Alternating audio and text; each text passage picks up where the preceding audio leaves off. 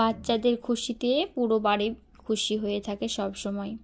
বাচ্চারা একটা কান্না করা মানুষকেও হাসিয়ে দেয় এবং খুশি করা মানুষকেও সঙ্গে নিমেষে কান্না করাতে পারে। বাচ্চাদের মধ্যে আল্লাহ পাক অনেক রকমের শক্তি দিয়েছে। আসসালামু আলাইকুম, তোমরা সবাই কেমন আছো? আশা করি খুব খুব ভালো আছো। আমিও ভালো আছি, সুস্থ আছি আলহামদুলিল্লাহ।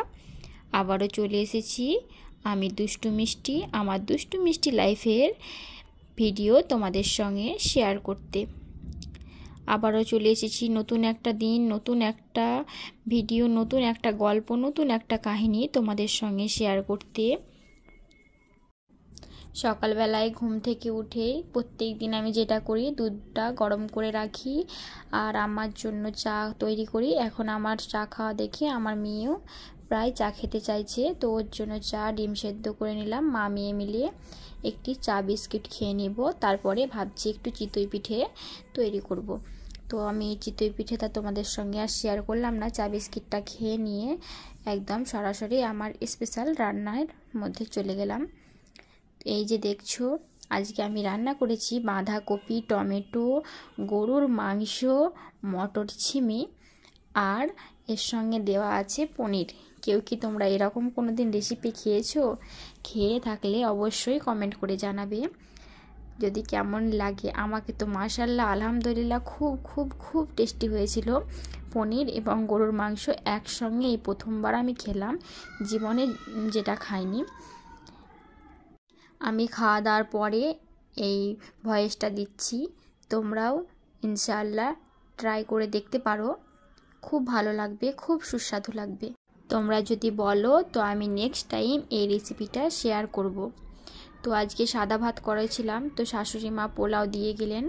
পোলাও আমি তার সঙ্গে আলু ভর্তাও করেছিলাম, সেটা দিয়ে পোলাও, আলু ভর্তা আর এখানে চিকেন কষা আছে, আচার, এসব দিয়ে দুপুরের খাওয়াটা হয়ে গেল। আমাদের আর সাদা ভাত খাওয়া হয়নি।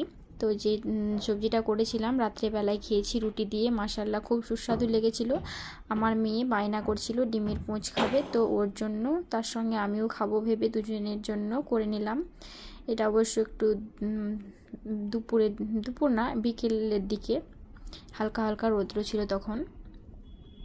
তো ফ্রিজে অনেক দিন থেকে দুধের সরটা জমেছিল, তো ভাবলাম আজকে ঘি বানিয়ে নিই। দেখতেই পাচ্ছ 3টে পাত্রে ভর্তি হয়ে গেছে দুধের সর। এটা হচ্ছে ফার্স্ট ভর্তি হয়েছিল এটা।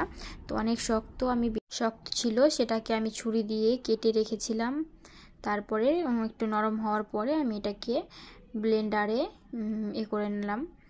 তো দেখতেই পাচ্ছ খুব সুন্দর হয়েছে। আমি এরকমভাবেই করি, আমি হাতে নাড়তে অপছন্দ, তো আমি এরকমভাবে ব্লেন্ডারে ভালো করে ধুয়ে নিই জল দিয়ে। তো ওখানে ধুলেই সব ময়লাগুলো বেরিয়ে যায়, সাদা সাদা দুধগুলো নিয়ে ফ্রেশ হয়ে একদম ফুল ক্রিম বাটার হয়ে যায়। তো আমি সেটাকে ঘি করেছিলাম, প্রায় 500 মতো আমার ঘি হয়েছিল এটা দিয়ে। তো মাশাআল্লাহ আমার যখনই করি আমি ঘি অনেকটা পরিমাণে ঘি হয়।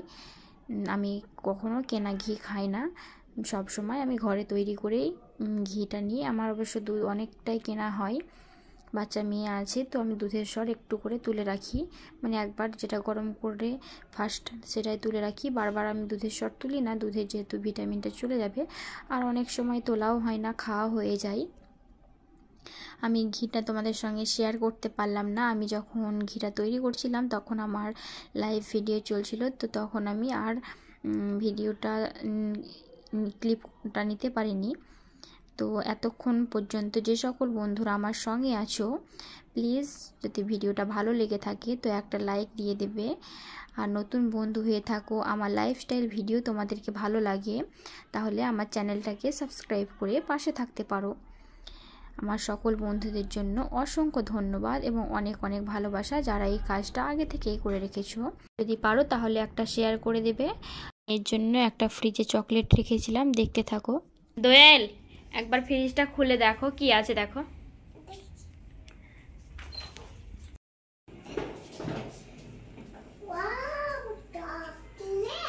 কি পেয়েছো? কে দিল?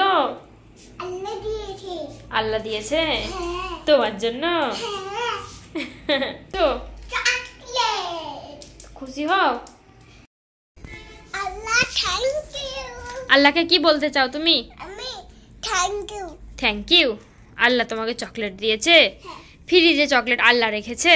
হ্যাঁ ও মাই, ইয়েছে। তাই তুমি খুব খুশি? জাদু করে ও আল্লাহর হাতে জাদু আছে। তোমাকে প্রত্যেকদিন জাদু করে চকলেট দিয়ে আছে আল্লাহ? তুমি খুব খুশি? তো চকলেট আমাকে দিবে? দাও। তুমি খাবে না? হ্যাঁ খাবো। নাও না, তুমিই খাও। তুমি খাও। না না, তুমি খাও। একসঙ্গে চকলেট পেলে ও পুরোটাই খেয়ে নিতে চায়, তো আমি ওর জন্য প্রত্যেক দিন একটা করে ফ্রিজে চকলেট রাখি, আর ওর যখন মন খারাপ হয় তখনই একটা করে চকলেট দিই, ওকে আমি বেশি খেতে দিই না। তো ওকে বলে রেখেছি যে এটা আল্লাহর কাছে চাও, দেখো আল্লাহ দিয়ে দেবে। তো যখনই ও আল্লাহর কাছে চায়, নিয়ে ফ্রিজটা খুলে দেখে ও চকলেটটা পেয়ে গেছে, ওটা ওর মনে ধারণা করে রেখেছি আমি। তো আমি ওকে শিখিয়েছি যেটাই চাইবে আল্লাহর কাছে চাইবে, মানুষের কাছে চেয়ে কোনো লাভ নেই। তো সব সময় ও সেটাই করে। তো ভিডিওটা আর বেশি বড় করব না, ততক্ষণের জন্য আমি বিদায় নিচ্ছি। সবাই ভালো থাকবেন, সুস্থ থাকবেন, আল্লাহ হাফেজ।